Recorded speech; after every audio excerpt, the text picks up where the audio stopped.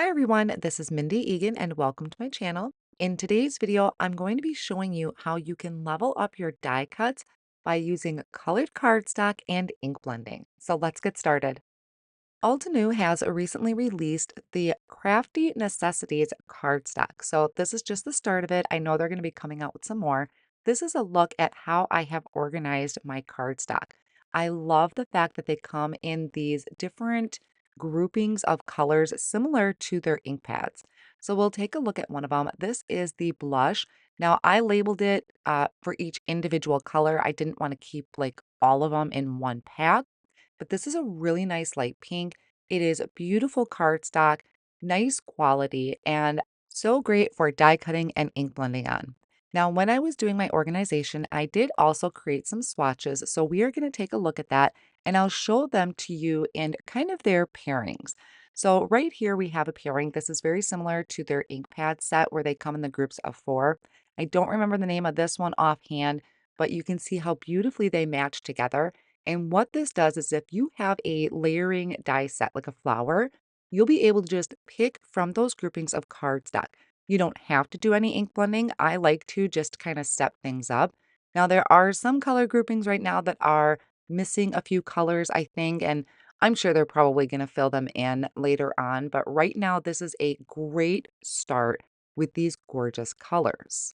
I think it just makes it so much easier if you have a layering die set to just grab like a grouping of 4 color or 2 color grouping of colors, and then you can add your shading just by using the different shades of colored cardstock instead of doing any ink blending, which is probably what I was trying to say before, and I get distracted when I'm talking. There is also a beautiful set of what I'm calling neutrals because I think these can work for a lot of different things, not just your die cut pieces. Like they can go for great backgrounds on your cards. Now, the die that I'm using today is the Pink Star Tulip, and on the back of the packaging, it'll show you how it layers together, and there's some littler pieces in there, and it shows you how you can layer those on. Now, these were the sets that I was debating about for a sentiment. You'll be able to see a little bit later on which one I ended up going with. Another fantastic feature that I am super happy about, this has been out for a while, but this is their keyhole system. If you're not familiar with the Altenew dies, there is a keyhole in the center of your dies, and it also has a number. So it was 1, 2, 3, 4, 5, just depending on how many layers it would create or you would need to create this flower. I find this keyhole system and the numbering system very helpful because I am not really good with layering my dies. I just always struggle when it comes to trying to figure out which one goes on top. So that is very helpful to have that keyhole system. So I had brought out my swatches and I was trying to decide what colors to start with. I decided to go with rouge and crimson. So I dug out a half a sheet of cardstock. The cardstock comes in 8.5 by 11, and I trimmed a couple pieces down to 5.5 by 8.5. So I had a half a sheet of cardstock. And then I ran that through my die cut machine and I have my layers kind of placed out in numerical order. That was just to help me when it came to aligning, even though the numbers are etched on your dies. So this cardstock pack matches the Red Sunset ink set. And I'm starting out, this is the Rouge cardstock, and I'm starting out with Crimson ink. I'm doing my ink blending starting in the center and blending out towards the edge of the petals. Now, as I mentioned before, you don't have to do the ink blending, but I think it really steps up your die cuts. I'm going to go through each of the layers and do the same steps here where I kind of start in the middle, blending out towards the petals. Every now and then I will bring in the next layer just to see how far out, if I need to go further or if I'm a little too far out. I'm also working on the Altenew 9 by 12 sticky mat, which is holding my dies in place while I am ink blending so it's not sliding all over my surface, and that's also catching my excess ink.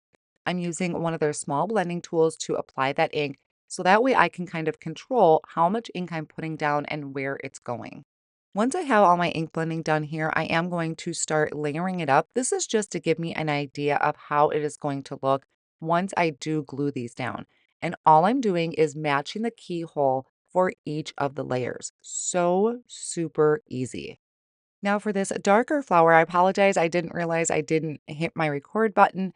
So here what I've done is I've taken the crimson cardstock and I added a velvet ink to the center as kind of my starting layer. but I wanted to step it up a little more. I was debating between those two colors I showed you on screen. I decided to go with the Cosmic Berry. So this is a second layer of color. I started with the velvet and I just kind of stepped it up a little bit to really intensify those centers and have it be, I don't know, I guess I would say a little bit more dramatic. So I added that to the centers. Then I'm just using a pick and stick tool to help kind of pick my die cuts up off of that sticky mat. Now I'm starting the assembly by adding a little bit of glue around the center and then once again just lining up that keyhole. I am working on a grip mat or a media grip mat, and all that does is catching the excess glue because sometimes I'll put a little too much glue down. So that grip mat just or that craft media mat is catching the excess glue, and the glue wipes up real easy. I was so excited putting my flower together. I forgot that we had these little edge pieces. So these are kind of I don't know, like the curves of the flower. Now you can die cut these from maybe a lighter shade of cardstock. That would make them pop a little bit more.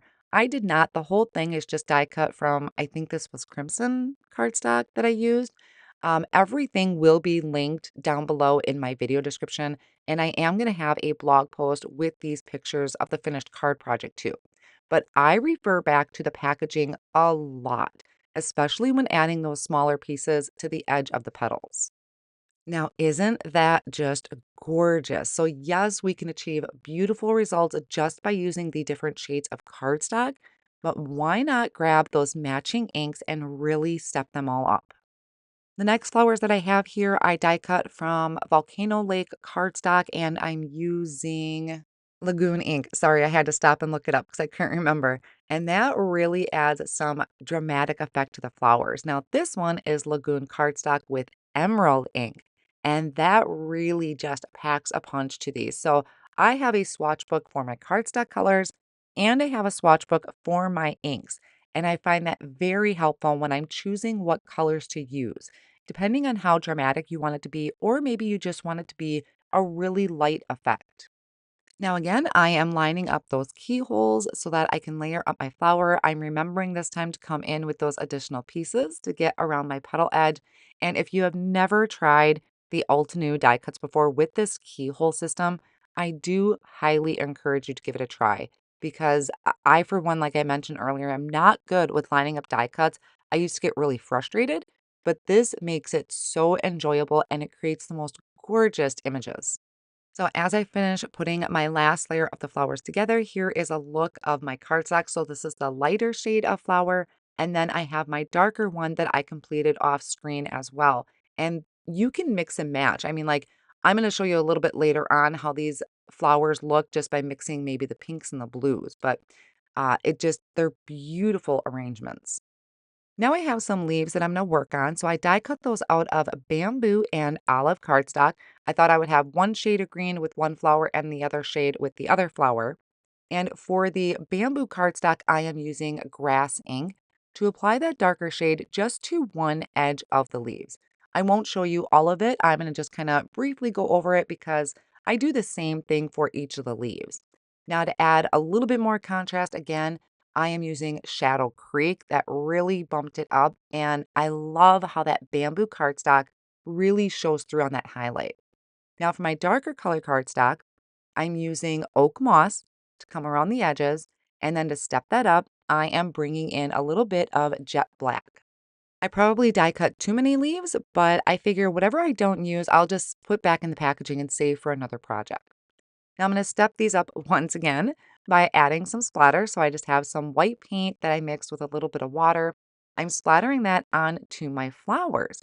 Normally I do this to my backgrounds, but I thought by doing it to my flowers and leaves would just be something a little bit different, and I really loved the look of this. Once everything is dry, I brought out some white cardstock and I started playing with my arrangement. This is another thing that I struggle with a lot is where to put the leaves. So a lot of times I'll either look at the packaging or I even go to the Altenew website and see what other designers have done for their leaves because that's just one area I can't seem to overcome. I'm going to add a little bit of color to the background. So one of my cards, I have this rouge ink. I'm starting in the center, just kind of blending out a little bit towards the edges. It's going to be very, very light. And then for my other card, I believe I'm using like maybe volcano ink to add that little bit of a hue to the background. The smart thing for me would have been to use maybe some press and seal to pick up my images once I had gotten them in an arrangement that I liked, but I didn't think of that at the time. So I brought everything back in. I did take a picture on my phone though for reference. I'm gluing all of the leaves down and then I just kind of lightly tacked the flowers together since they were overlapping. And I'm using that as one whole piece. I'm adding some foam tape behind that and then I can place that over the top of my leaves. So the flowers do kind of stand up a little bit from the leaves. And I'll pretty much do the exact same thing and the exact arrangement with the teal colored flowers. So for sentiments, I really kind of thought about it. I didn't want to do a die cut word because I thought that would just be a little bit too much for me personally on the front of the card. So I decided to go with just a stamped sentiment. These come from the Peony and Lilac swag stamp set, which do also have coordinating dies for one of them. So I'm stamping these sentiments down onto some white cardstock using the Obsidian Pigment Ink. Pigment ink does take a little bit longer to dry, so once they are dry, I will die cut out the sending hugs with the coordinating die, and that smaller sentiment, I have a sentiment label die that I use to die cut it out. So off screen, I went ahead and finished the cards just by attaching my sentiments and also some clear quartz sequins around the image. The clear quartz sequence is kind of taking on the color of the background, which I thought was really neat. So these are the two cards that I finished off. I love how that ink blending really steps up those die cut images. But again, you could just use the various shades of cardstock if you didn't want to do your ink blending. I will have all of these supplies listed down below in the video description and over on my blog. I hope you found this inspirational and you will check this out because they are absolutely fantastic. I want to thank you all so much for watching me today, and I will see you again real soon.